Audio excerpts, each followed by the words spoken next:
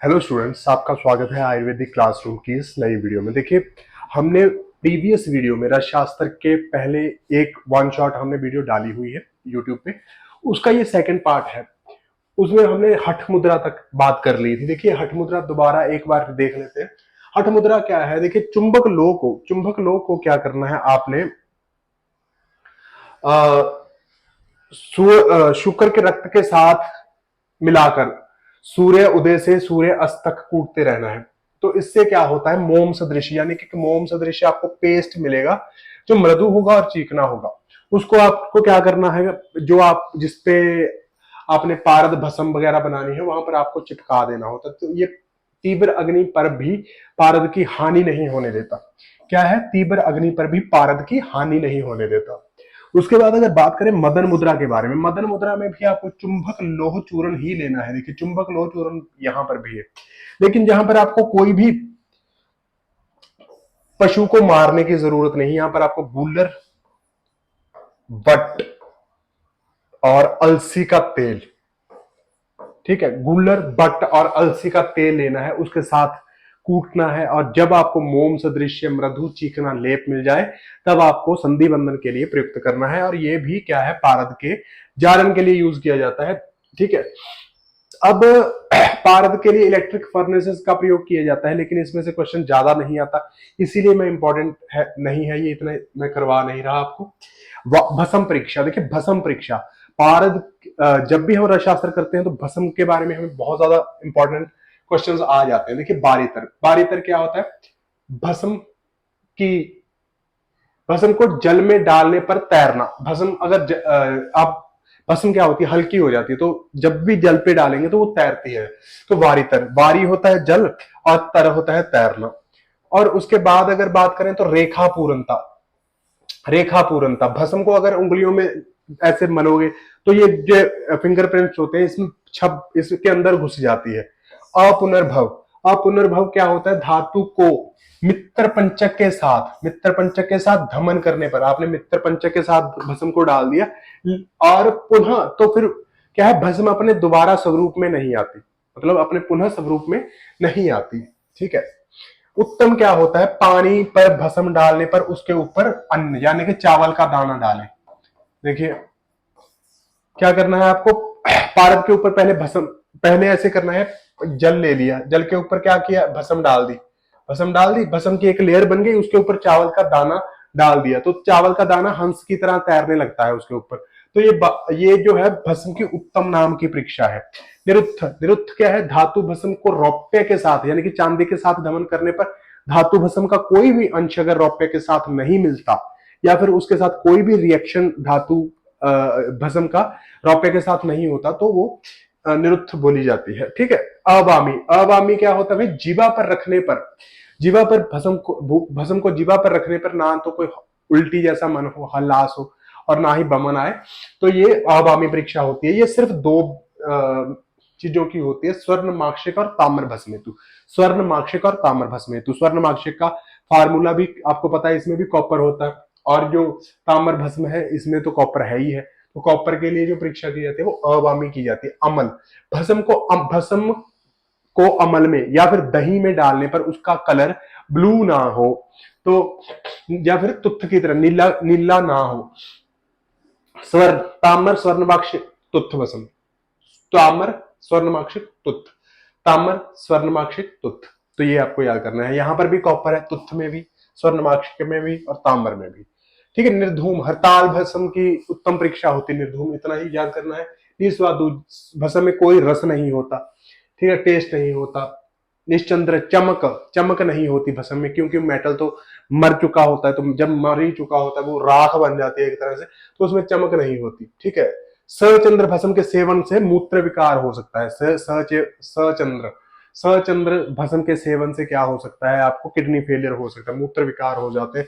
ASR, ASR, अभ्रक स्वर्ण रजत माक्षिक, अभ्रक स्वर्ण रजत माक्षिक तीनों की, एएसआर, एएसआर अभ्रक स्वर्ण रजत माक्षिक तीनों की निश्चंद्र परीक्षा की जाती है। भाई लघुता क्या है? भस्म लघु होनी चाहिए। अमल परीक्षा, अमल ताम्र भस्म की उत्तम परीक्षा है, अमल ताम्र भस्म की उत्तम परीक्षा है।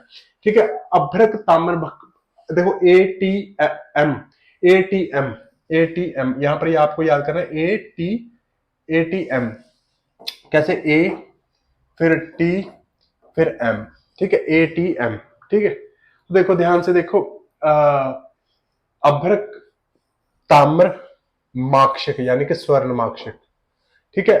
तो इसमें अमृतीकरण के बाद ही इसका प्रयोग किया जाता है। निश्चंद्र अभ्रक भस्म की उत्तम परीक्षा है, क्या है, निश्चंद्र अभ्रक भस्म की उत्तम परीक्षा है कलमीश्वर और गुड़ से की जाती है। चलिए आगे देखिए, भस्म का वर्ण, भस्म का वर्ण बहुत ज्यादा इंपॉर्टेंट होता है। सबसे पहले स्वर्ण से बात करेंगे। स्वर्ण, चैंपियन जो होते हैं, चैंपियन को गोल्ड मेडल मिलता है, तो इसीलिए जो गैरी नाम का एक चैंपियन है, तो वो स्वर्ण, उसको स्वर्ण पदक मिला। तो क्या, गैरिक और चांपेवर्ण। रजत और ताम्र काले, रजत और ताम्र दोनों की भस्म काली होती है, तो कृष्ण वर्ण। अब तीक्ष्ण लोह, और जितनी भी लोह है, तीक्ष्ण लोह हो चाहे कांत लोह हो, ये जामुन की तरह, जामुन की तरह जम्बू फल वर्ण जो इनकी भस्म होती है। नाग, नाग ऐसे लगता है सुनने में जैसे किंगडम एनिमिलिया, किंगडम एनिमिलिया में पढ़ते हैं, तो कपोत को भी तो, कपोत को भी तो किंगडम एनिमिलिया में ही पढ़ेंगे, ठीक है। तो कपोत, नाग कपोत वर्ण। बंग, बंग की भस्म सफेद होती है, बंग, बंग की जो भस्म क्या होती है, सफेद होती है। अबरक की होती है इष्टिका, ईट के चूर्ण के समान। कांस्य की होती है घूसर वर्ण, कासा घूसर वर्ण, कासा घूसर वर्ण। रसक, र से रसक, र से रक्त, जितने भी महारस होते हैं इनकी भस्म जो लाल कलर की होती है। अब्रक, रसक, विक्रांत, माक्षिक, तुत्थ, माक्षिक, ठीक है। तो उसके बाद कशीस देखिए, कशीस रक्त वर्ण हो गया। प्रबाल सफेद वर्ण हो गया। विक्रांत जो होता है वो रक्त वर्ण हो गया, क्योंकि विक्रांत, अभ्रक, विक्रांत, माक्षिक। विमल, विमल तो यहां पर नहीं है। चलिए, जितने भी है, मंडूर रक्त चंदन वर्ण, माक्षिक रक्त कमल वर्ण, रसक रक्त वर्ण, ये थोड़ा सा देख लेना।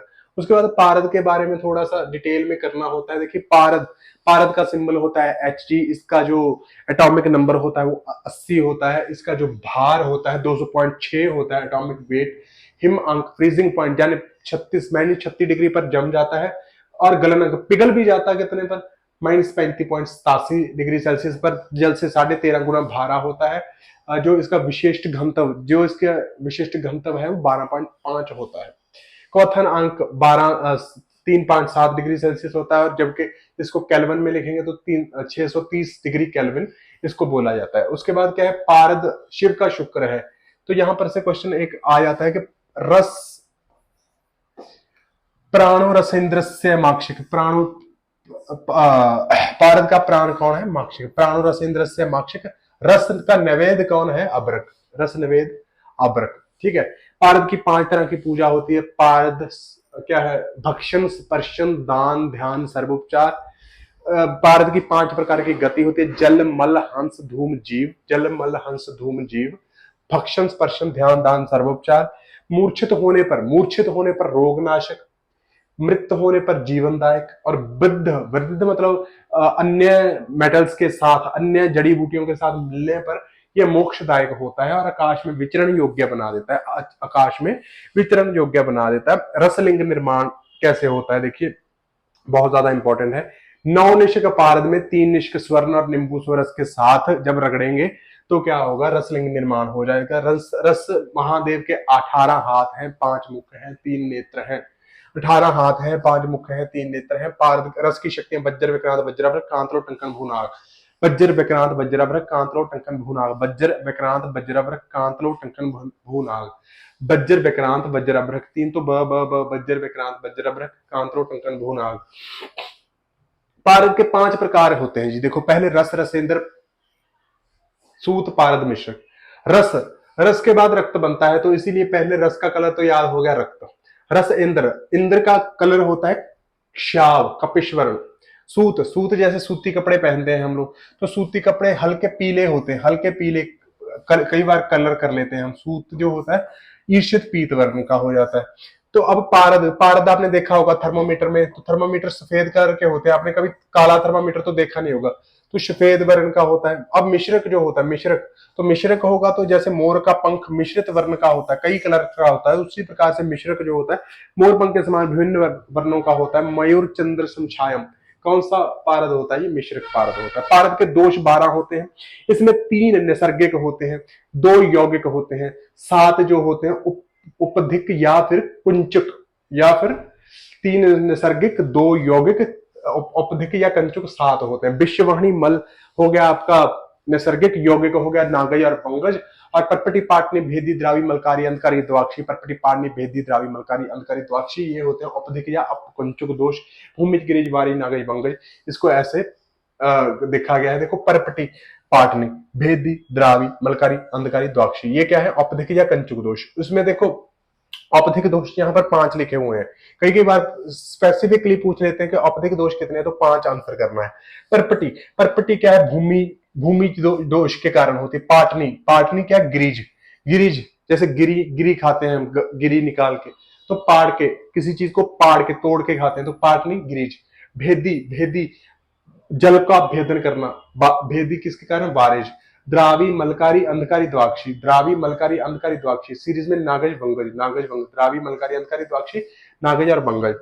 तो उसके बाद है, देखो ये आपको याद कर लेना, ये टेबल आप यहां से स्क्रीनशॉट ले लो, कोई भी आपत्ति नहीं है आपको, ये स्क्रीनशॉट ले लो। आपको सिर्फ रस तरंगणी और रस मंगल और ये याद कर लेना। चांचल्य से कौन सा होगा? वीर्य नाश होगा, गुरुता से जड़ता होगी, और सफोट किससे होगा? सफोट किससे होगा भाई? दर्प दोष से। और मध्य किससे होगा? उन्मता से। ये क्वेश्चन आता नहीं यहां से, ठीक है। उसके बाद हम बात करें,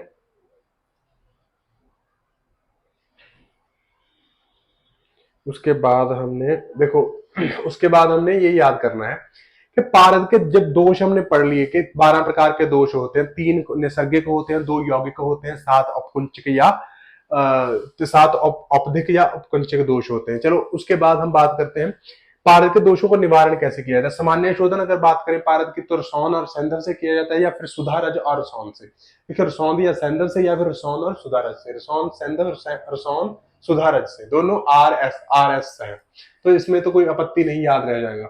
विशेष शोधन रसायनार्थ किया जाता है।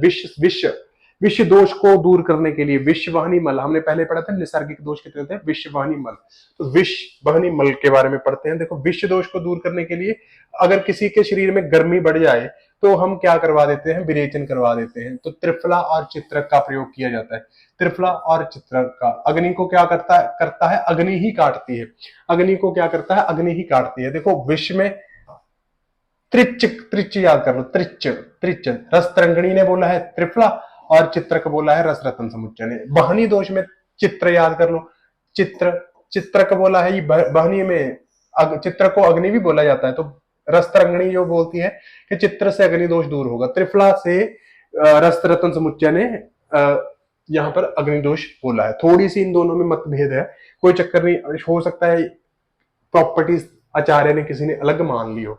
मल, मल को निकालने के लिए 2 चीजें यूज की जाती हैं आयुर्वेद में, एक तो आर्गवध, दूसरा कुमारी। तो ये दोनों मल दोष में यूज किए जाएंगे। पहले आर्गवध है तो रस तरंगणी, तो दूसरा कुमारी स्वरस है, तो रस रतन समुच्चय ने बोला है कुमारी स्वरस मल दोष में यूज करेंगे। नाग में GHI, GHI, तो ग्रह धूम हरिद्रा इष्टिका चूर्ण। बंग दोष में हाई, हाई, हरिद्रा अंकोल इंद्रवारुणी, हरिद्रा अंकोल इंद्रवारुणी।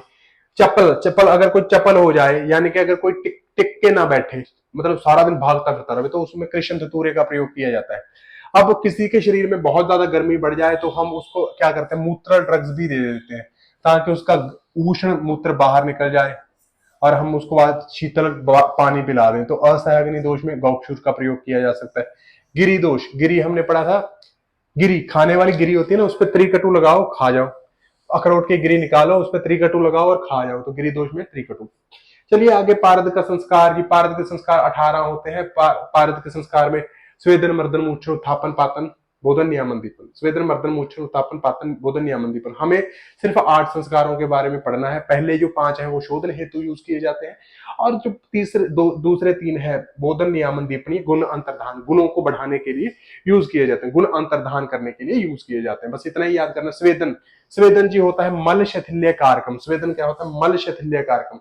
स्वेदन क्या होता है, मल शिथिल्य कारकम। किसी भी अगर आप गर्म पानी में कपड़े भिगो देते हो तो उसका जो मल होता है, उसके ऊपर मैल होती है, वो शिथिल हो जाती है, मल शिथिल्य कारकम। मर्दन, मर्दन जब भी हम किसी चीज को रगड़ते हैं, हम ऐसे नहीं रगड़ते सुबह सुबह सुबह, तो बाह्य मल विनाशनम, तो हम अपने बाह्य मल जो बॉडी पे लगा होता है उसको निकाल देते हैं, बाह्य मल विनाशनम। जैसे नहाते समय मलते हैं लोग, मर्दन करते हैं अपने शरीर का। तो उसके बाद आ गया मूर्छन। मूर्छन क्या होता है, नष्ट पिष्ट तव कारकम। मूर्छनम नष्ट पिष्ट तव कारकम। मूर्छन क्या होता है, नष्ट पिष्ट तव कारकम, सर्वदोष विनाशनम। उसके बाद उत्थापन, मूर्छा व्यापति नाशनम। मूर्छित है कोई, उसको उत्थापन कर दिया, उसको जगा दिया, मूर्छिता व्यापति नाशनम, स्वाभाविक अवस्था में ले आए उसको। पारद में, पारद पातन की बात करें तो उधर पातन होता है, एक अधोपातन होता है, एक तीर्यक पातन होता है। उधर पातन, नीचे से आग जलाई, पारद गर्म हुआ, ऊपर ऊपर छत पे चिपक गया, अब पारद का ऊपर लेप कर दिया, ऊपर आग लगा दी तो पारद की बूंदे नीचे गिर गई, अधोपातन। अब तीर्यक पातन क्या होता है, ऐसे पाइप पाइप से डिस्टिलेशन प्रोसेस से पारद निकालना। अब देखो इसमें नागवंग का बिल्कुल बिल्कुल त्याग देगा, उधर पात्र में नागवंग प्रत्याज्य, मतलब पारद ऊपर चला गया, नागवंग को नीचे, नागवंग को त्याग दिया। देखो नागवंग प्रत्याज्य, नागवंग को त्याग के पारद खुद ऊपर चला गया। अब इसमें क्या है, अधोपातन में, अधोपातन में क्या है, नागवंग शंका मुक्ति, नागवंग की शंका ही मुक्त हो गई अधोपातन में। रसायन योग्य भवेद, हमेशा आपको पता है रसायन जो तरल है वो नीचे बैठ जाएगा, तो रसायन रसायन योग्य, रसायन की तरह काम करने वाला हो जाता है पारद। तो यहाँ पर कर्मकारी भवेद दुखम ध्रुवम सकल दोष विनाशनम, कर्मकारी भवेद ध्रुवम सकल दोष विनाशनम, ये है तीर्यपातन। अब बोधन है, जो बोधन वीर्य प्राप्त अति उत्तम वीर्यवान बनाना, किसी को बोध कराना, उसकी शक्तियों का बोध कराना, उसको वीर्यवान कराना। महामुख कर, महामुख कर, उसका मुंह इतना बड़ा कर देता है कि वो सभी धातुओं को खा जाता है। वीर्य प्राप्त अति उत्तम महामुख कर। नियामन, चपल तब दोष निवृत्ति, चपल तब को निवृत्ति निवृत्ति कर देना, ठीक है। उसके बाद दीपन, ग्रास अर्थी जायते सुतम, दीपन वीर्य तेज वृद्धि, दीपन क्या होता है, वीर्य तेज वृद्धि करना। और ग्रास अर्थी, उसको ग्रास अर्थी जायते सुतम का क्या मतलब है कि पारद में भूख को बढ़ा देना, कि वो दूसरे जो मेटल्स हैं उनको खा जाए, ठीक है।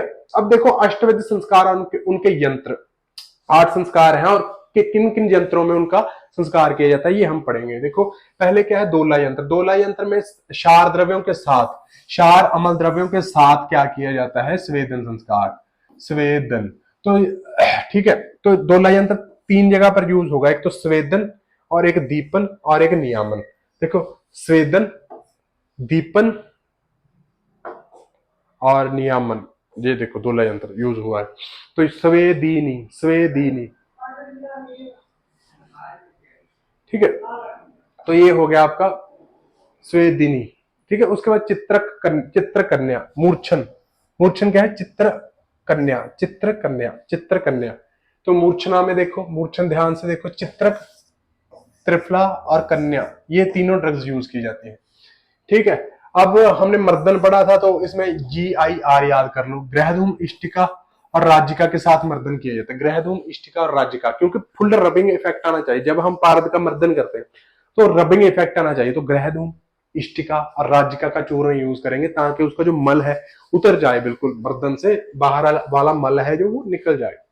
चित्रक, त्रिफला, कन्या, चित्रक, त्रिफला, कन्या, चित्रक, त्रिफला, कन्या हो गया। उसके बाद उधर पातन यंत्र में, बल्लवी यंत्र में उधर पातन करेंगे, पातन यंत्र में कौन सा, उधर अधो तीर्यक पातन यंत्र यूज करेंगे। बोधन में द्रव सतह, पातन में घट्ट यंत्र, कच्छप यंत्र, घट्ट यंत्र और कच्छप यंत्र। बोधन में घट्ट यंत्र और कच्छप यंत्र का प्रयोग करेंगे। चलिए ये तो हो गया।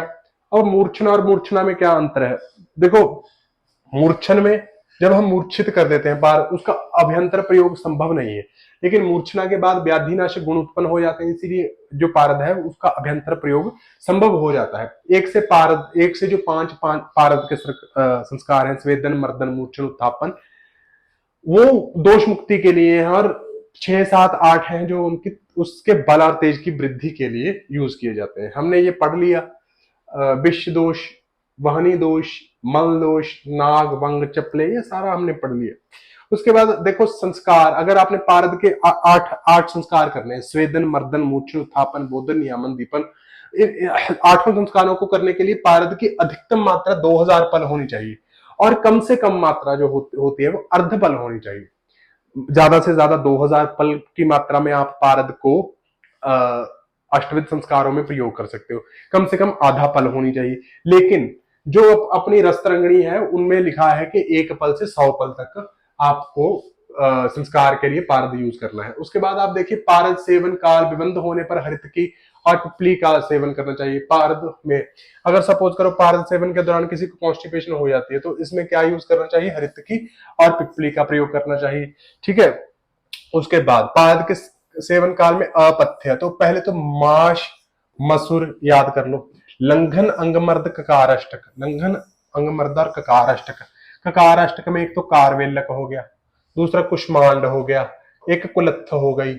ठीक है, ये 3 तो आपको क से ही याद कर लोगे, कारवेलक कुष्मांड कुलत्थ, वेत आग्र सर्षप मसूर। ठीक है, अंगमर्दक लंघन, ये सारा आपको याद कर लेना है।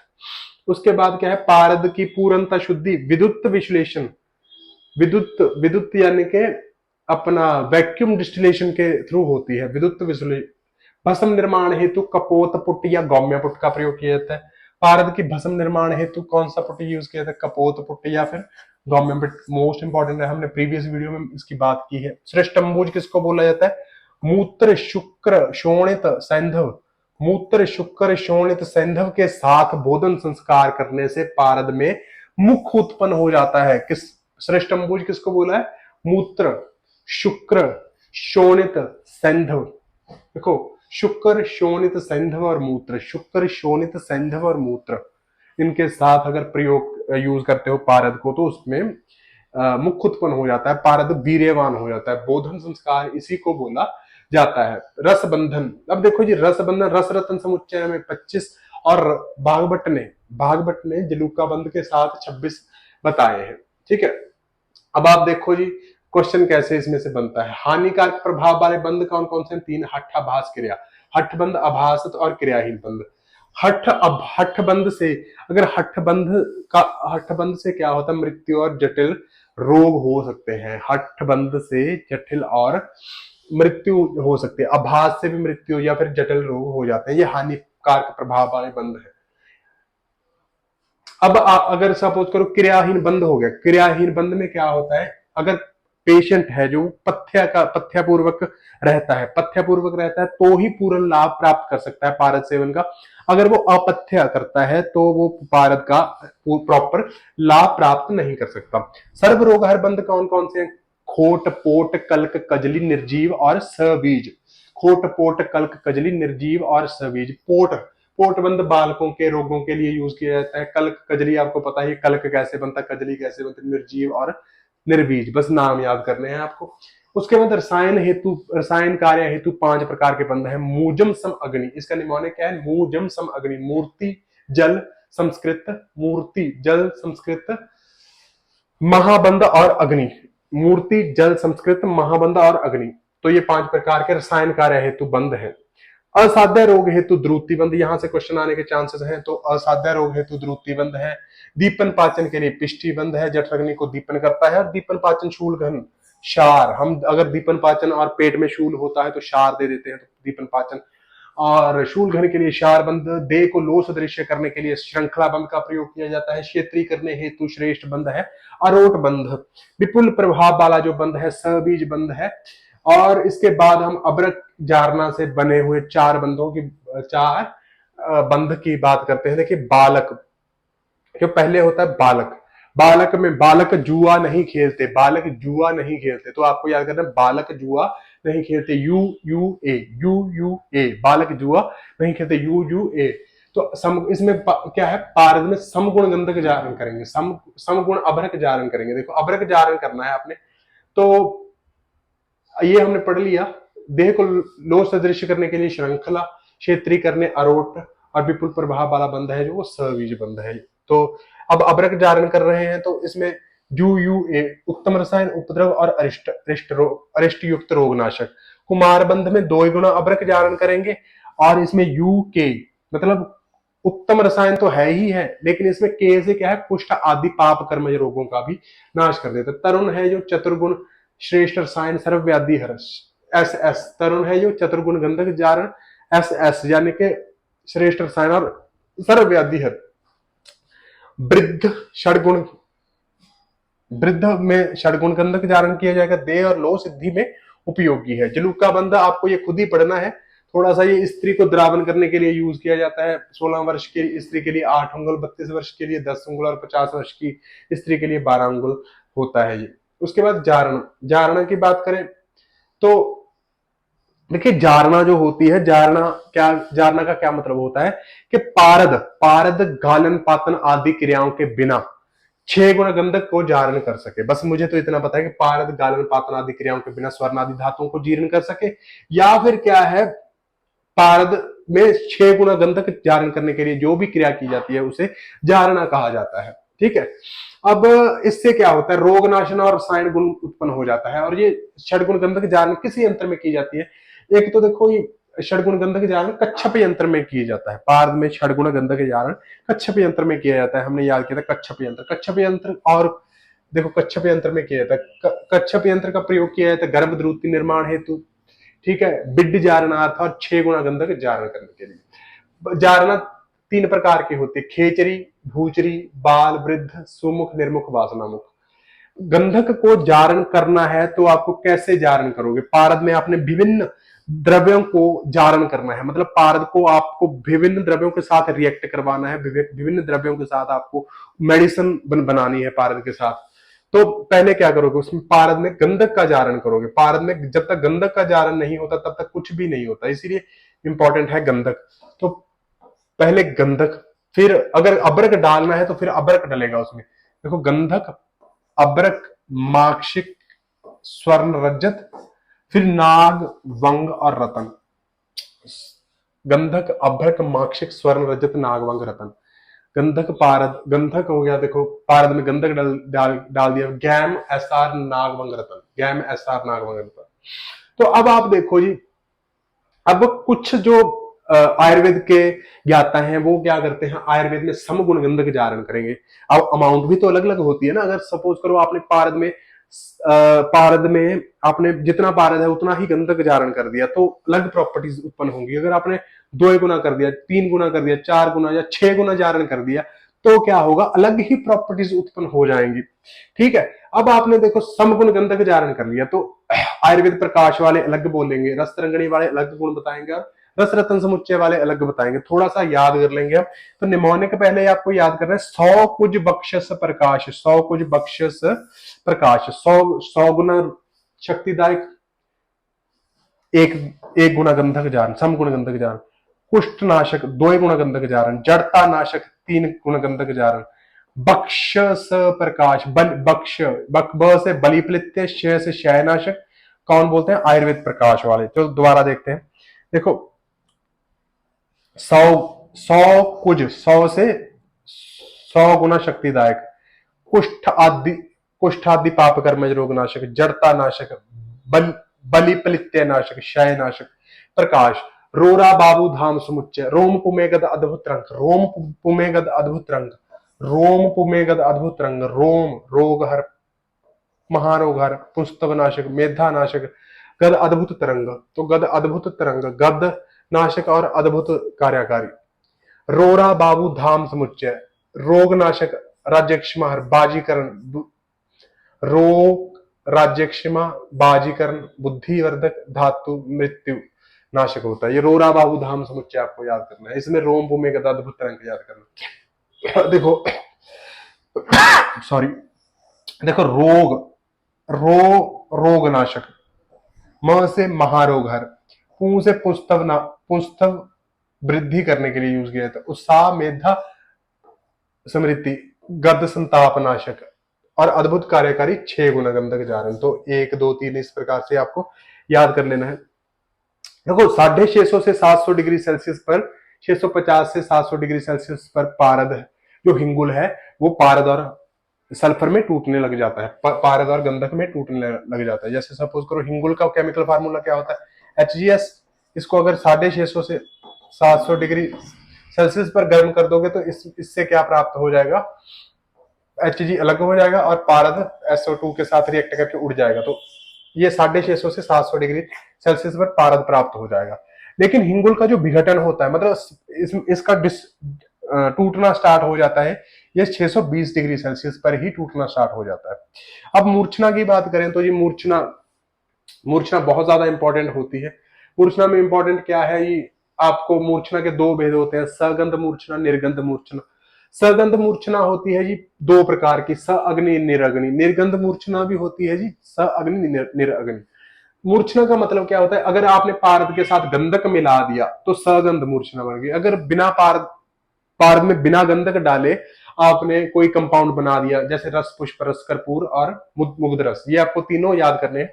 रस पुष्प रस कर्पूर मुग्ध रस, रस कर्पूर रस पुष्प मुग्ध रस, ये इसमें गंधक नहीं होती। कजली में आपको पता है, कजली में पारद और गंधक होता है, उसको बिना अग्नि के हम ऐसे रगड़ते रहते हैं, तो ये क्या हो गया, सगंध और निरग्नि। सगंध, इसमें गंधक तो है लेकिन निरअग्नि, अग्नि के साथ नहीं यूज किया।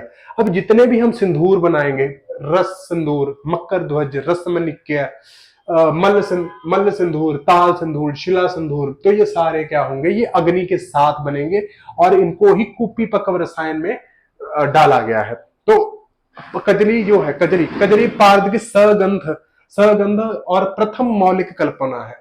ठीक है, सगंध मूर्छना निरापद और व्यापक मानी जाती है। अगर गंधक डालेंगे ना हम पारद में, तो वो उसका महत्व ये है कि वो निरापद, कोई भी साइड इफेक्ट उत्पन्न नहीं करेगी और व्यापक, ये सभी जगह पर यूज की जा सकती है। उसके बाद क्या है, देखो ये याद करना है आपको, पारद की मूर्छित रस औषधियां। परपटी में रस परपटी, स्वर्ण परपटी, पंचमृत परपटी, जितनी भी परपटियां हैं ये मूर्छना के कारण बनेंगी। जितने भी संदूर हैं, कर्पूर हैं, पुष्प हैं, ये सारे मूर्छित रस औषधियां। नहीं याद करना तो मत करो, इसमें से क्वेश्चन नहीं आएगा। क्वेश्चन कैसे आता है, मुग्ध रस से क्वेश्चन आता है। मुग्ध रस पहले तो क्या है, मुग्ध रस, मुग्ध रस पारद की निरअग्नि और निर्गंध, निरअग्नि और निर्गंध कल्पना है। निरअग्नि और निर्गंध, पारद और खट्टिका, पारद एक भाग और खट्टिका दो भाग इसमें डाला जाता है, और इसका जो इसकी अमाउंट है वो 2.5 रत्ती होती है। बालकों में 1/8 से 1/4 रत्ती होती है। अतिसार, सहज फिरंग और बालकों के अतिसार में इसका प्रयोग किया जाता है। सहज फिरंग, अतिसार और बालकों के हरित पीत वर्णीय अतिसार में इसका प्रयोग किया जाता है। आ जाइए परपटी। परपटी कल्पना क्या है, परपटी कल्पना चक्रदत्त ने ग्रहणी में की गई, किया है इसका यूज। हम भी देखते हैं कि जिसको ग्रहणी हो संग्रहणी हो, हम चुपचाप उठा के परपटी दे देते हैं। तो परपटी 3 प्रकार से इसका पाक हो सकता है। जब हम परपटी बना रहे हैं तो इसका जब मृदु पाक हो जाता है, जब मध्यम पाक हो जाता है, या खर पाक हो जाता है। देखो अगर मृदु पाक होगा तो उसका कलर मयूर चंद्रिका के समान होगा। अगर मध्यम पाक हो गया, आप पारद गंधक के साथ परपटी को पाक कर रहे हो, ज्यादा सेक दिया, मध्यम पाक हो गया तो तेल आभा। और अगर आपने खर पाक कर दिया, खर पाक बिल्कुल लाल कर दिया, तो वो खर पाक से रक्त वर्ण की परपटी उत्पन्न हो जाती है। उसके बाद आप देखो जी, जो परपटी कल्प है, परपटी कल्प आपको क्या करना है, 1 रत्ती से स्टार्ट करके 10 रत्ती, फिर 10 रत्ती से कम करते हुए 1 रत्ती तक आना होता है। टोटल 40 डेज जो परपटी कल्प का सेवन करवाया जाता है। अगर आप वैद्य हो तो आपको पता होना चाहिए कि 1 रत्ती से प्रारंभ करके 10 रत्ती तक, और फिर 10 रत्ती से प्रारंभ करके नीचे आना होता है, और इसको सिर्फ 40 दिन सेवन करवाना होता है। कल्प, अगर आप परपटी कल्प किसी को सेवन करवा रहे हो तो उसको दुग्ध और तक्कर का सेवन करवाना होता है। अन्न जल लवण, अन्न जल लवण का सेवन नहीं करवाना होता, बिल्कुल अपथ्य होता है ये अन्न जल लवण। अन्न जल लवण होता है अपथ्य, उसको सेवन दुग्ध और तक्कर का करवाना होता है। परपटी पारद का कौन सा बंद है, पोट बंद है। ये देखो परपटी पारद का कौन सा बंद है, पोट बंद है, पोट बंद, पोट बंद है। ठीक है, रस परपटी, रस परपटी का फार्मूला क्या होता है, अब रस परपटी है तो पारद होगा और गंधक होगा। रस परपटी है, पारद होगा, पारद अकेला रह नहीं सकता तो गंधक भी आएगा ही आएगा। पारद गंधक, रस निवेद अबरक, रस निवेद होता है अबरक। ठीक है, तो ये आपको मैंने वैसे बता दिया। प्राणो रस इंद्रस्य माक्षिक, प्राणो रस इंद्रस्य माक्षिक, और रस निवेद होता है अबरक। शिव वीर्य होता है पारद, और माता पार्वती का शुक्र जो होता है वो गंधक होता है। रस परपटी में पारद और गंधक दोनों है 1:1 रेशियो में। अगर हम बात करें लोह की, लोह परपटी में पारद गंधक लोह, पारद गंधक लोह, पारद गंधक लोह का प्रयोग किया जाता है। पारद होता है जी 1:1 पार्ट में, गंधक होता है 1 पार्ट में, और लोह जो होता है वो भी 1 पार्ट में होता है। पारद गंधक कांतलो भस्म। अब अगर ताम्र भस्म की, तो ताम्र से 3 याद करोगे, पारद ताम्र से क्या याद करोगे, 3। तो ये कुष्ठ आंत परपटी भी बोला जाता है, इसको कुष्ठ आंत परपटी बोला जाता है। थोड़ा सा ऊपर करके दिखा देता हूं, कुष्ठ आंत परपटी बोला जाता है। ठीक है, पारद गंधक ताम्र वत्सना, पारद गंधक ताम्र वत्सना, पारद गंधक ताम्र और वत्सनाभ, पारद गंधक ताम्र और वत्सनाभ, 3 3 3 1, 3 3 3 1। ठीक है, तो योग रत्नाकर ने इसका प्रयोग कांस में किया है, योग रत्नाकर ने इसका प्रयोग कांस में किया है। और कदली पत्र के, हम जैसे जब परपटी बनाते हैं तो कदली पत्र का प्रयोग करते हैं, लेकिन जब योग रत्नाकर ने अर्क पत्र का प्रयोग किया है। स्वर्ण परपटी में पारद, शुद्ध पारद गंधक और स्वर्ण भस्म संग्रहणी चिकित्सा में इसका प्रयोग किया है। पारद गंधक स्वर्ण भस्म, तो स्वर्ण परपटी में पारद गंधक स्वर्ण भस्म 4:4:1, 4:4:1। यहां पर देखो ताम्र भस्म 3 3 3 और वत्सनाभ 1, पारद गंधक ताम्र 3 3 3 1 और वत्सनाभ 1। चलिए ठीक है, यहां तक आपको एक बार करना है। इसके बाद हम बात करेंगे विजय परपटी के बारे में, विजय परपटी के बारे में बात करेंगे, गगन परपटी के बारे में बात करेंगे, बोल परपटी के बारे में बात करेंगे। अभी बहुत सारी परपटियां हैं, लेकिन अब तक यहीं पर रोकते हैं एक बार। अगले पार्ट में हम सारी परपटियां एक बार में खत्म कर देंगे। धन्यवाद, बने रहिए, वेट करिए तीसरे पार्ट का। धन्यवाद दोस्तों।